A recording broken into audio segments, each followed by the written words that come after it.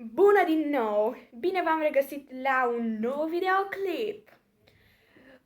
Astăzi vom vorbi despre două cărți care interesează pe adolescenți, mult pe unii, și pe copii de vârsta mea, ca noi, pe majoritatea copiilor în general.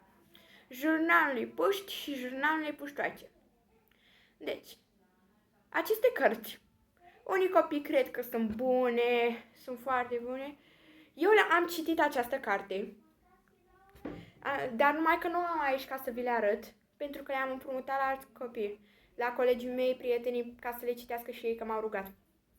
Deci, aceste cărți sunt foarte comice, din ce am citit eu.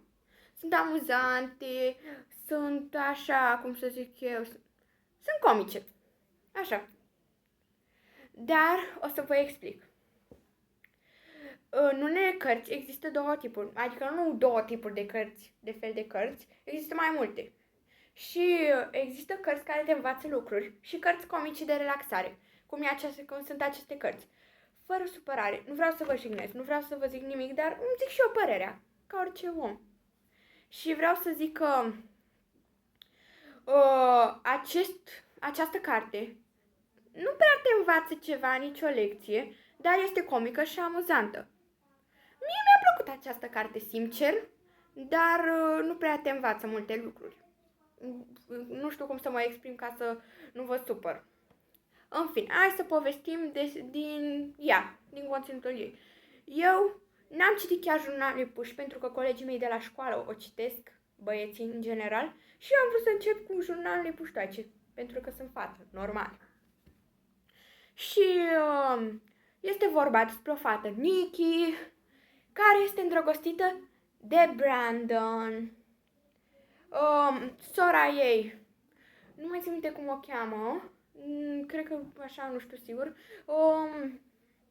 o familie și tatăl ei e de la care prinde gândacii și trece multe, dar volumul 12 eu l-am citit, e foarte interesant, dar sper că o să facă și cartea 13, sper.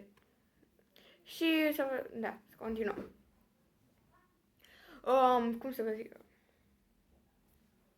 Da. Are două prietene, Nikki. Este la o școală și, de exemplu, volumul 2, eu am citit volumul 2 pentru că volumul 1 nu l-am găsit în magazin. Și volumul 2 spune că este vorba despre o petrecere, despre cum încearcă Nikki să fie la două petreceri de Halloween. Adică și la petrecerea de copii mici s-a oferit și la cea a școlii. Asta e cam complicat, nu vreau să vă zic multe detalii pentru că vreau să descoperiți voi. Vreau să vedeți voi dacă sunteți curioși. Sau așa, eu o citesc numai de relaxare și restul. Și în al treilea volum fac o trupă, fac o trupă și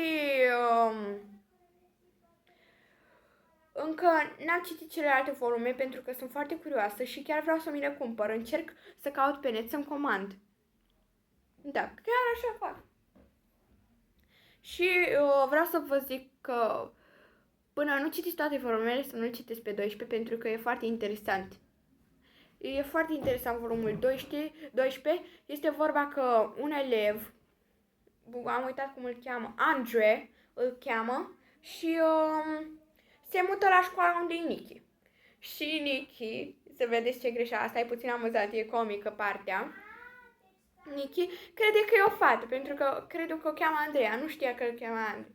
Și vorbește despre picioarele ei păroase, nu știu cum să vă explic, e cam amuzant. Și cam atâta este. Deci, sper că v-a plăcut videoclipul acesta. Este cam scurt, dar numai că nu sunt chiar multe detalii, pentru că vreau să vă las pe voi să aflați aceste detalii. Deci, sper, acest canal n-a fost făcut ca să am mai mulți abonați. Eu vreau decât să prezint cărți și să vorbesc despre ele și despre ce am făcut eu cu ele. Adică, am uitat să vă zic că eu când am luat volumul 2, nu m-am oprit până nu l-am citit pe tot. Serios, adică mie mi-a mi-a plăcut Jurnalul Puștoaice foarte mult, dar numai că nu e o carte chiar atât de bună, nu te îndreaptă spre, așa cum să zic eu, nu știu cum să vă explic acum. Bine, vă aștept la un nou videoclip, sper să vă abonați, să dați like și să dați share, să trimiteți la prietenii voștri și restul. La revedere!